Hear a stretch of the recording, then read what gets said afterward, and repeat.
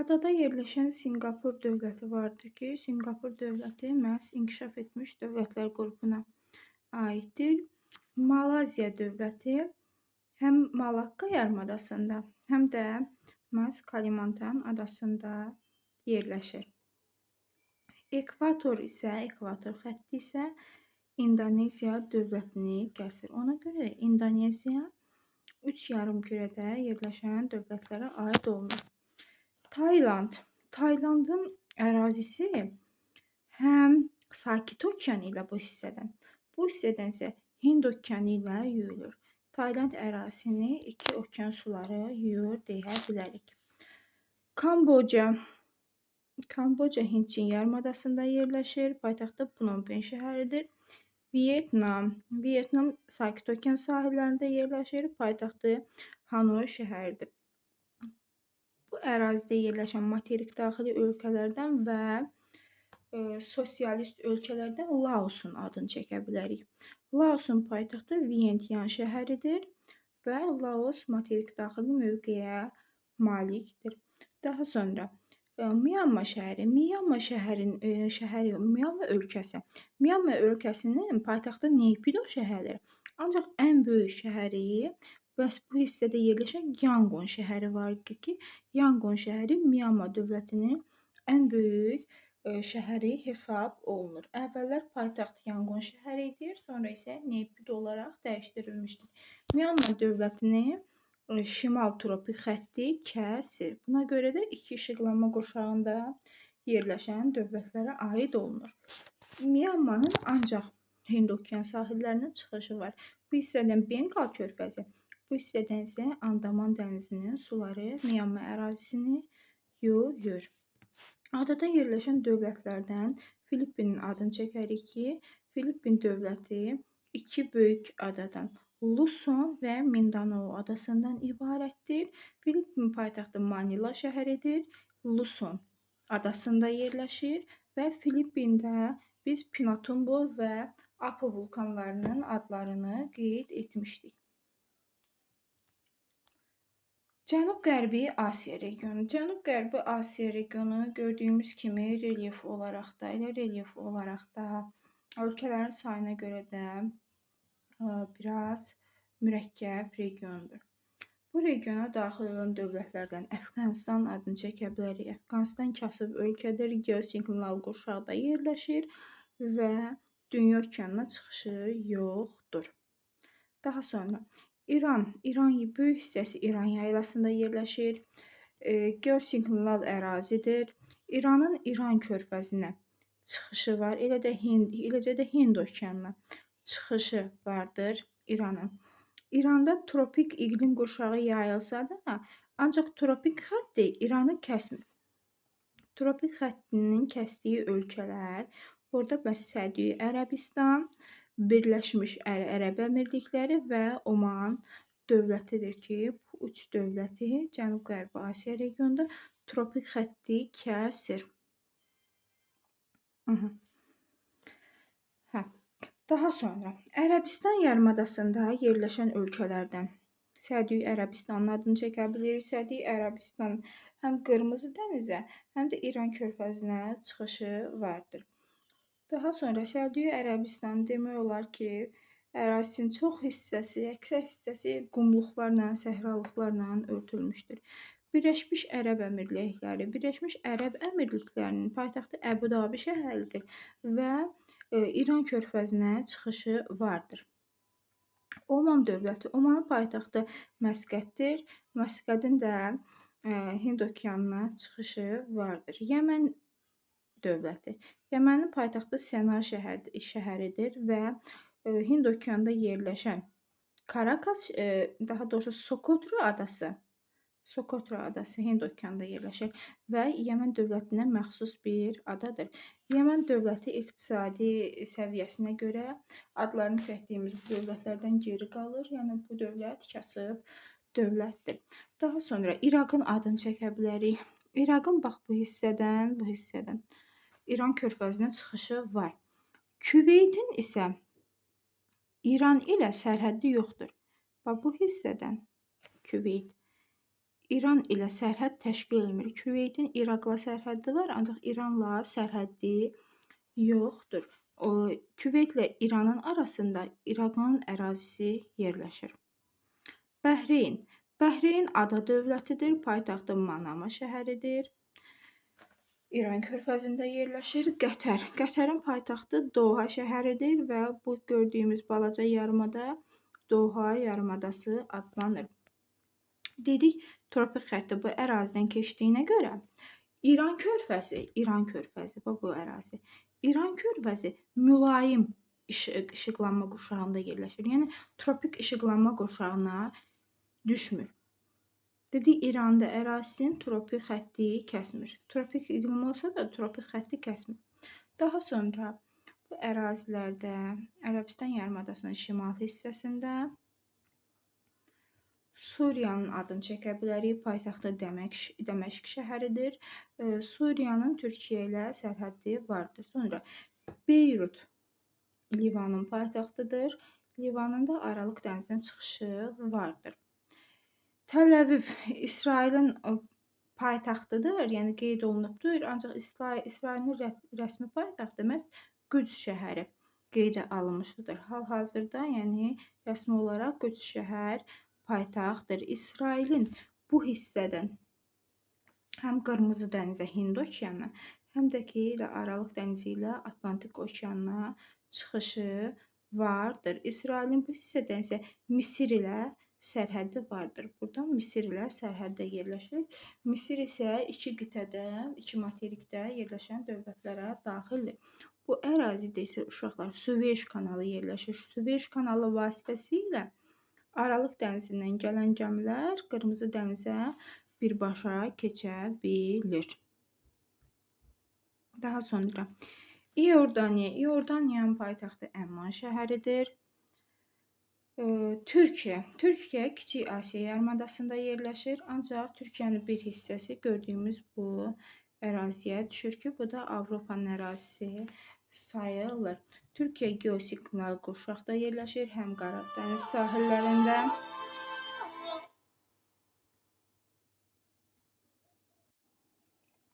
Türkiyənin şimal hissədən Qara dənizə, bu hissələrdənsə Aralıq dənizinə çıxışı vardır.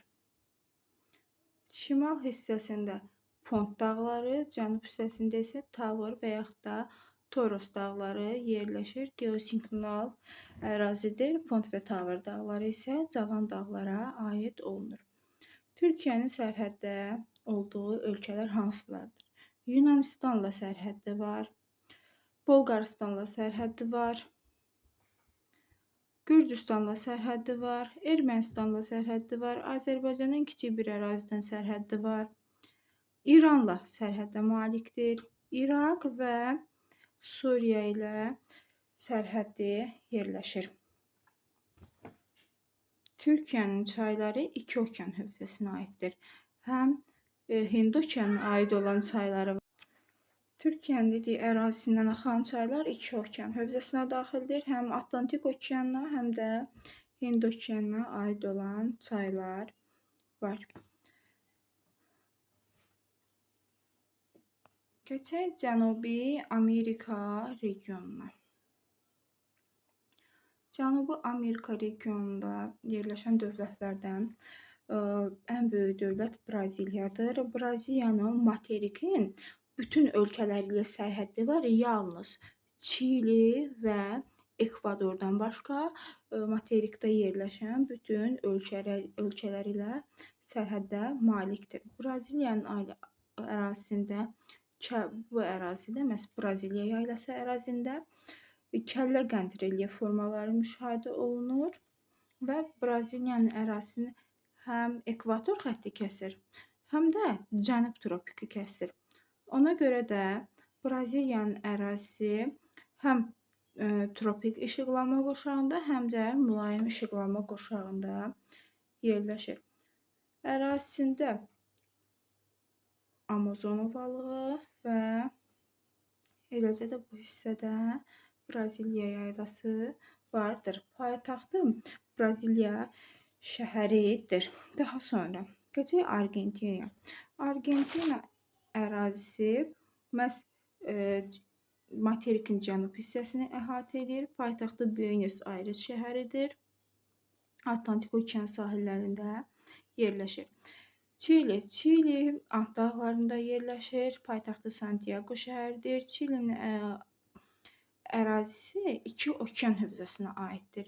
Həm Sakit okean hövzəsinə, həm də bu hissədən Atlantik okean hövzəsinə aid olur. Daha sonra Boliviya materikin mərkəzində yerləşir. Heç bir okeana çıxışı yoxdur. Paytaxtı La Paz şəhəridir.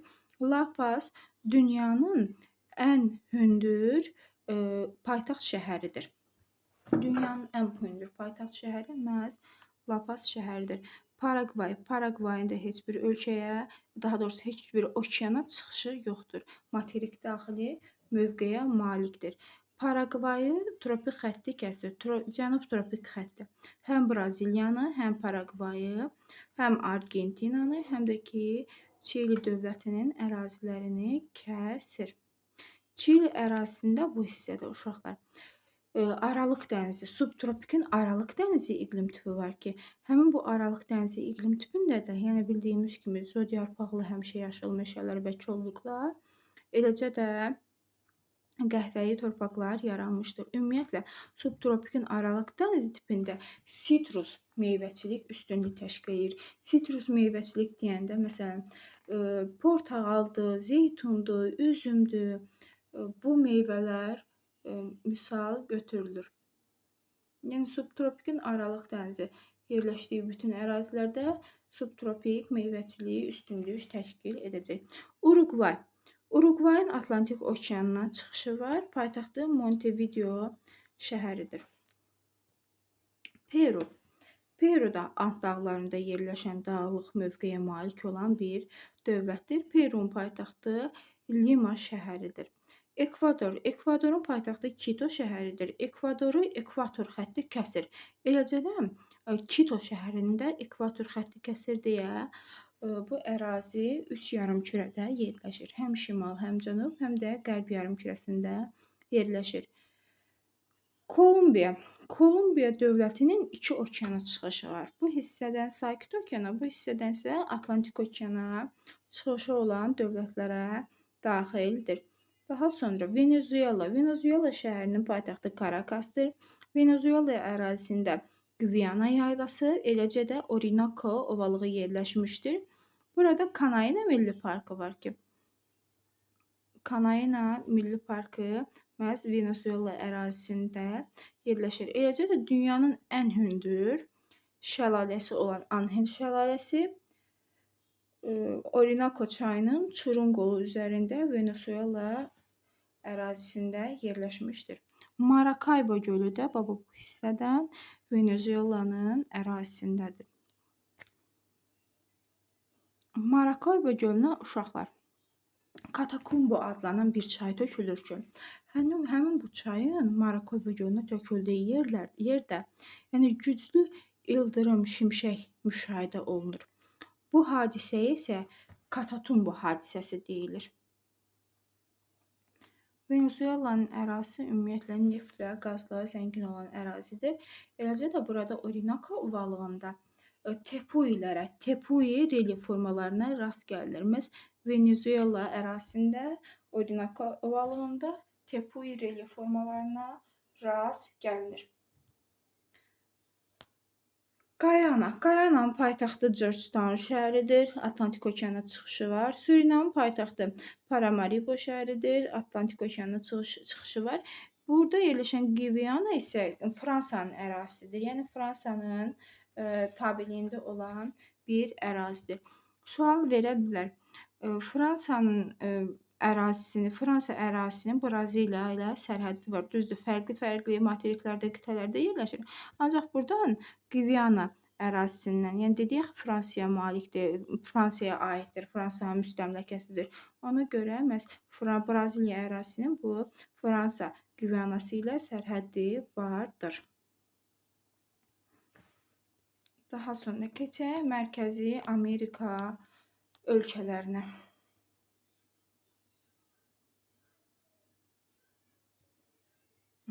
Mərkəzi Amerika ölkələrindən adada yerləşən Kuba sosialist dövlətdir. Daha sonra Baham adaları Amerika Birləşmiş Ştatlarına məxsus olan adalardır. Yamayka adasını, Haiti və Haiti adasında uşaqlar 2 dənə dövlət yerləşir. Haiti dövləti və Dominikan dövləti. Haiti adası dövləti adada yerləşməyinə baxmayaraq quru sərhəddə malik olan bir dövlətdir. Bu adalar Kuba, Yamayka, Haiti adaları və Puerto Rico adaları var. Bu adalar Böyük Zond adaları gedir. Daha doğrusu Böyük Antil adaları gedir. Böyük Antil adaları adlanır. Meksika da Mərkəzi Amerika regionuna daxildir. Bu hissədən Meksikanın iki okeana çıxışı var. Həm Atlantik okeanına, həm də Sakit okeanına çıxışı var və Yucatan yarımadasını əhatə eləyir. Mərkəzi Amerika ölkələrindən demək olar ki, 2 ölkədən başqa, Beliz və Salvadordan başqa qalan bütün ölkələrinin, Qvatemalanın, Hondurasın, Nikaragua, Kosta Rika və Panamanın 2 okeana çıxışı var. Həm Atlantik, həm də Sakit okeana çıxışı vardır. Bu ərazilər də seysmik ərazilərdir. Fəaliyyətdə olan vulkanlara rast gəlinir. Qvatemala ərazisində Taxamuka vulkanı, Nikaragua ərazisində isə Momotombo vulkanı fəaliyyət göstərir. Panama kanalı isə məhz Panama dövlətinin ərazisində yerləşir bu hissədən. Panama kanalı vasitəsilə Atlantik okean və Sakit okean, eləcə də Şimali və Cənubi Amerika materikləri bir-biri ilə ayrılır. Keçək Afrika regionuna. Şimali Afrika regionunun əsas ölkələri Əlcəzair, paytaxtı Əlcəzairdir. Tripoli, Tunis, Tripoli daha doğrusu Liviyanın paytaxtıdır. Tunisin paytaxtı elə Tunisdir. Qahirə isə Misirin paytaxtıdır. Dedi, Süveyş kanalı Misir ərazisindədir və Misir 2 qitədə yerləşən dövlətlərə aiddir. Misirin həm Aralıq dənizinə, həm də Qırmızı dənizə çıxışı vardır. Demək ki, 2 okeana çıxışı olan ölkədir. Daha sonra Liviyanın Aralıq dənizinə çıxışı var, yəni birbaşa Atlantik okeana çıxışı vardır. Tunisin də eynən Aralıq dənizinə, Əlcəzair və Mərakeşin də Atlantik okeanına çıxışı vardır. Qərbi Böyük Səhra ərazisi Mərakeş dövlətinin tabeliyi altındadır. Tropik xətti bu dövlətləri kəsir. Yəni Əlcəzairli, Liviyanı, Misiri və Qərbi Səhranı tropik xətti kəsir. Ona görə də bu ərazilər 2 işıqlanma qurşağında yerləşən dövlətlərə aiddirlər. Şimali Afrika dövlətlərində də məhz subtropikin Aralıq dənizi iqlim tipi yayılmışdır. Ona görə bu ərazilərin şimal hissəsində iqlim daha mülayimdir. Turizm zonası hesab olunur və subtropik bitkiçilik burada fəaliyyət göstərir. Daha sonra keçək Qərbi Afrika ölkələrinə. Qərbi Afrika ölkələrindən, böyük ölkələrdən Nigerin adını çəkə bilərik. Nigeriyanın adını çəkə bilərik. Nigerin paytaxtı Niamey, Nigeriyanın paytaxtı isə Abuja şəhəridir. Malinin paytaxtı Bamako şəhəridir. Çadın paytaxtı Nicamena şəhəridir. Mavritaniyanın paytaxtı Nuakşot şəhəri, Seneqalın paytaxtı isə Dakar şəhəridir. Niger çayı vardır ki, Niger çayını məhz bu Qrinviç meridianı kəsdiyinə görə Niger çayı 3 yarımkürədə yerləşən çaylara aid olunur. Yəni su toplayıcı sahəsi 3 yarımkürədə yerləşir. Niger çayı Qviana körfəzinə gəlib tökülür. Bundan əlavə, burada yerləşən Mali dövlətini, Burkina Fasonu, Qananı, eləcə də Toqonu Qrinviç xətti kəsir. Ona görə də bu dövlətlər məhz 3 yarımkürədə yerləşən dövlətlərə aid olunur. Burada Qrinviç xətti düzgün çəkilməmişdir. Ancaq bu xətt təxmini belə getməlidir ki, yəni Toqonu da kəsə bilsin. Sonra Volta çayı. Volta çayı Qana ərazisindədir, məzhəbi Qana ərazisindədir. Volta çayının üzərində məhz elə Volta su anbarı yerləşmişdir. Qambiya. Qambiya Atlantik okeana çıxışı var. Qvina-Bisau'nun Atlantik okeana çıxışı var. Sierra Leone'un fil dişi sahilləri də deyirlər bəzən buna. Sonra Côte d'Ivoire'ın, Liberiyanın, Qananın, Toqonun, Beninin, Nigeriyanın Atlantik okeana birbaşa çıxışı olan dövlətlərə daxildir. Şərqi Afrika ölkələrindən Sudanın paytaxtı Xartum, Cənubi Sudanın isə paytaxtı Cuba şəhəridir. Sudanın Qırmızı dənizə çıxışı var, ancaq Cənubi Sudanın heç bir dəniz və okeana çıxışı yoxdur. Eritriyanın Qırmızı dənizə çıxışı var. Cibutinin Hind okeanına çıxışı var. Afrika materikinin ən alçaq nöqtəsi məhz Cibuti ərazisində yerləşmişdir. Efiopiyanın Dünya okeanına çıxışı yoxdur. Paytaxtı Əddis-Əbəbə şəhəridir və Dünya okeanına çıxışı yoxdur.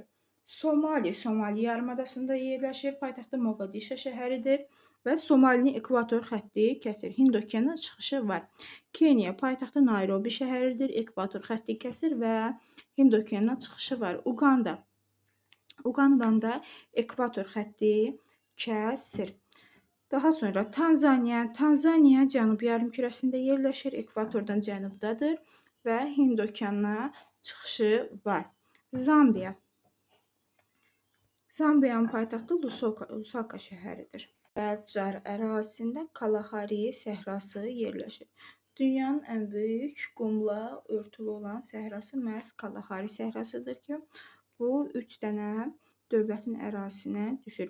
Çarın Cənubi Afrika Respublikasının 3 paytaxtı var, amma biz Proteriya şəhərini götürürük və Çarın tərkibində Lesota dövləti vardır ki, Lesota ancaq Çarla sərhəddir.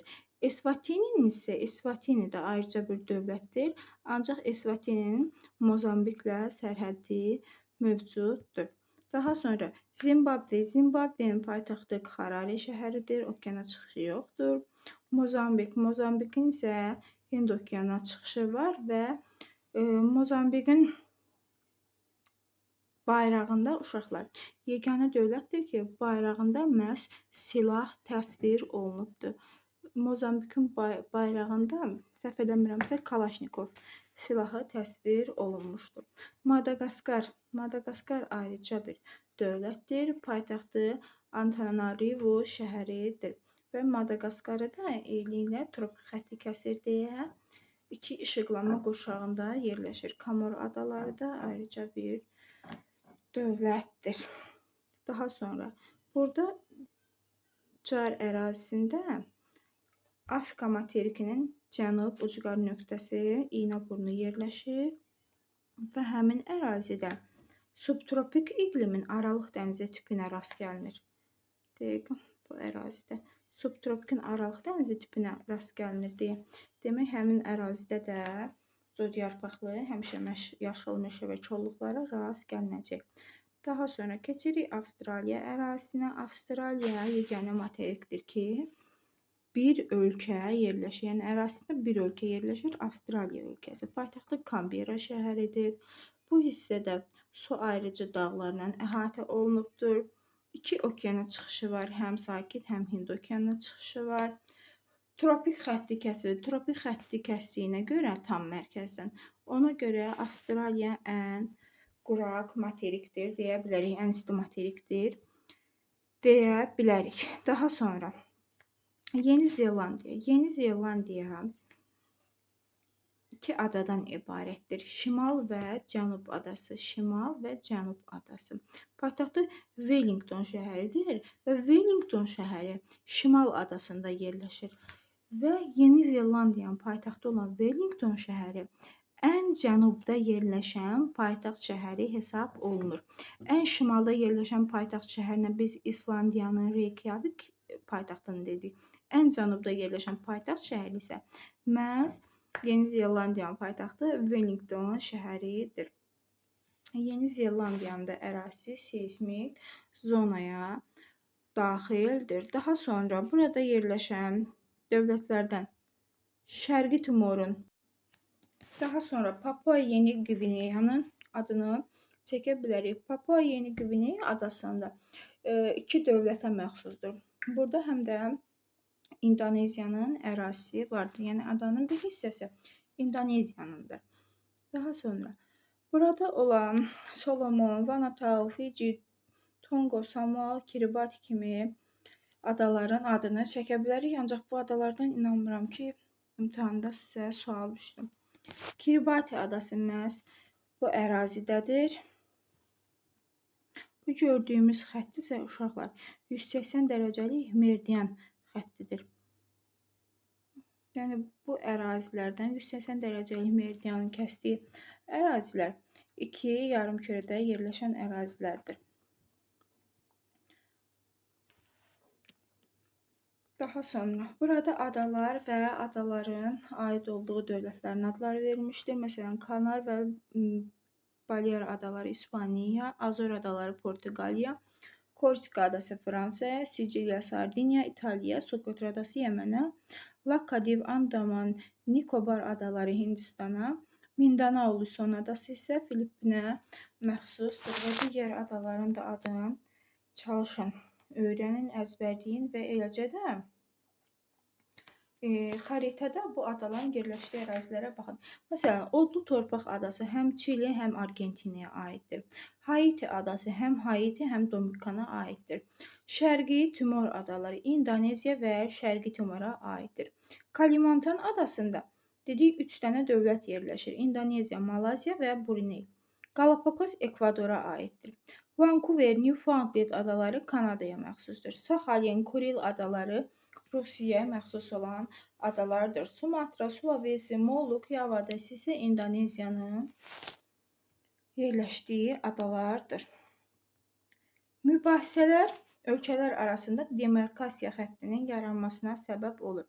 Yəni hər hansısa iki dövlət arasında bir torpaq üzəri üstündə mübahisə yaranıbsa, bu mübahisəni tam həll edilənə qədər onlar arasında demarkasiya xətti, yəni şərti sərhəd ayrılır.